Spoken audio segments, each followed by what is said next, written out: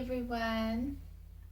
So today I wanted to do a video talking to you about a personal experience that happened this week, but also about the power of surrender and acceptance, which is something I talk about often. It's kind of the foundation of a lot of things that I'm here to share.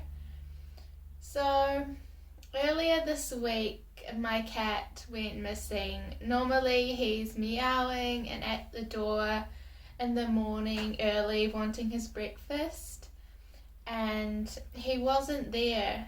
And so initially I knew that, something was wrong, and all those thoughts went around my head, I hope he's okay, I hope he's not hurt, where is he?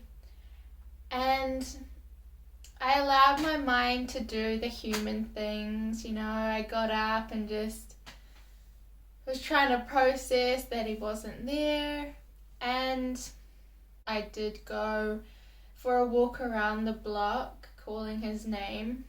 And then I came home and I felt upset. I came into my space again and then just allowed myself to cry. And then I realized that this was a divine experience for me. I knew in that moment that this was for me, and what I recognized where it was coming from was that sense of attachment. Just waking up and expecting my cat to be there.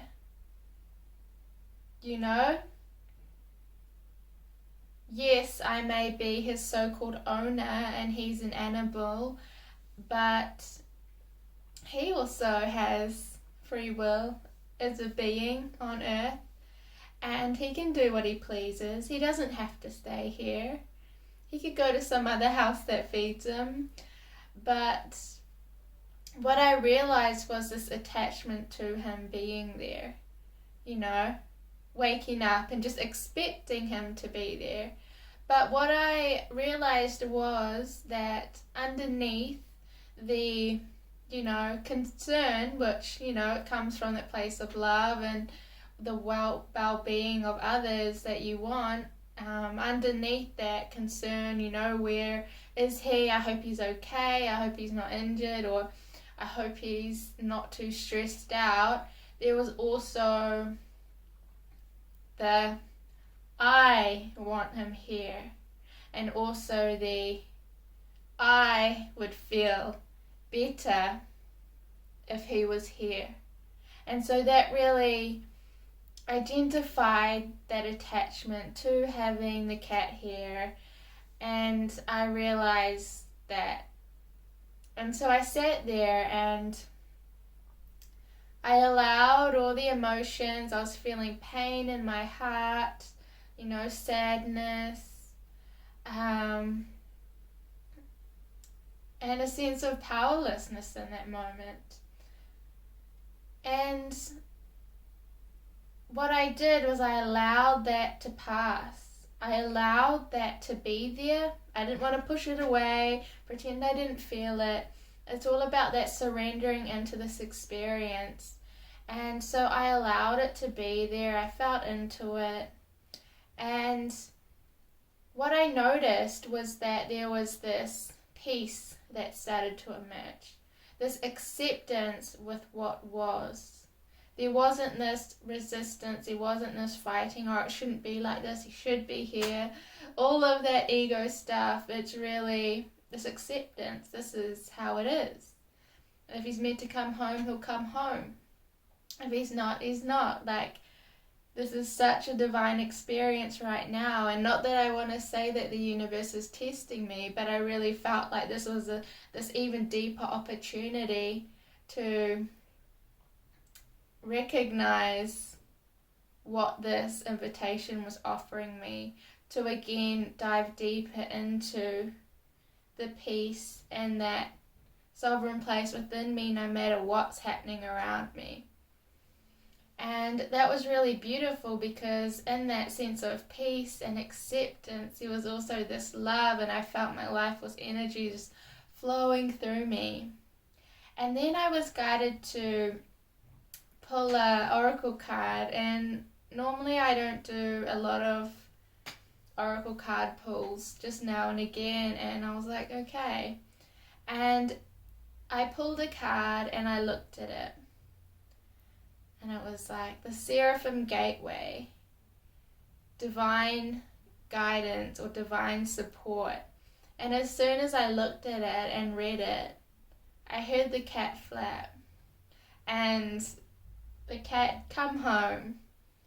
And it was just this beautiful synchronicity, because the power of surrender, the power of acceptance has been something throughout my life that's happened in multiple occasions that has truly helped me shift things so quickly and with so much grace.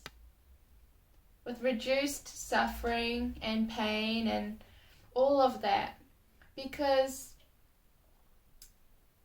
I could have not gone into that place of peace and acceptance and sat down and tried to come into a sense of balance, and I could have just let the mind, oh my god, he's dead, he's been hit by a car, he's trapped, he's in so much pain, or anything like that. I could have allowed that to happen, but because of the understanding of the knowing that this was all part of this co-creation, we're co-creating with other people in life, with Source, and our animals too. They're here to help us expand as souls as well, to help us to remember our divinity and embrace and accept who we are.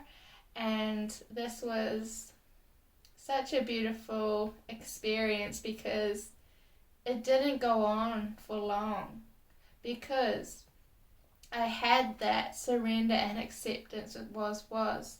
I made peace with it. And I truly believe that he wouldn't have come home until I had that. And so this is really an invitation to you, to show you that no matter what's happening in life, we can always choose to make that conscious choice. To not go on in the spiral of drama that our minds may want us to follow, and instead tap into the deeper knowing, tap into our true essence here.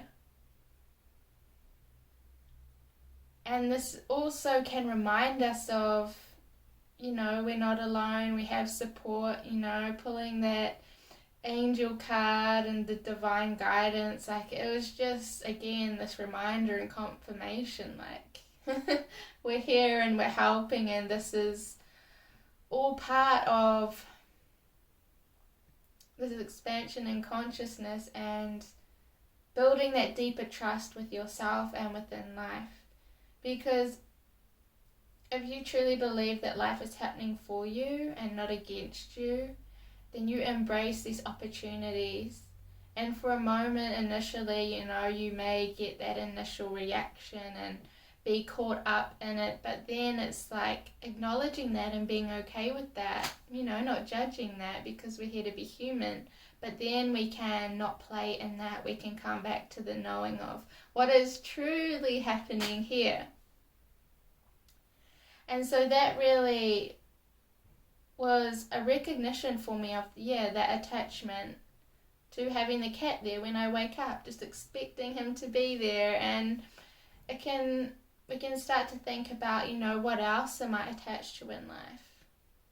What else am I taking for granted or expecting to be there when it doesn't have to be? There may be things that are out of our control, and things leave in our life because everything changes, everything wants to transform over time. And so how sovereign can we be no matter what's going on around us in our life, what comes, what goes, what changes? That's why it's so important to come back to the truth of who we are. Because then we have that foundation, we have that sense of empowerment, and we know who we truly are. When we start to attach to these false ideas, these false narratives, false beliefs or perceptions about who we want to be, who we think we are, that tends to lead us away from our natural essence. And that's when we can truly suffer and be in all this chaos, because we're moving away from this, when it's a coming back to this place, that heart-centered place, that divine essence that is you. Everything in life that's happening is always leading you back to that. No matter what it is, no matter how it may seem, it's always leading you back to who you truly are, the essence of you. Not being a God, but being an aspect of God, a unique expression of God. You don't control the God force of life, but you are an expression and a part of that. And so it's coming back to the remembrance of your divinity at all times. The further we stray away from our heart and from who we truly are, that's when we can start to get sick. That's when we can start to get unwell on all levels of our being.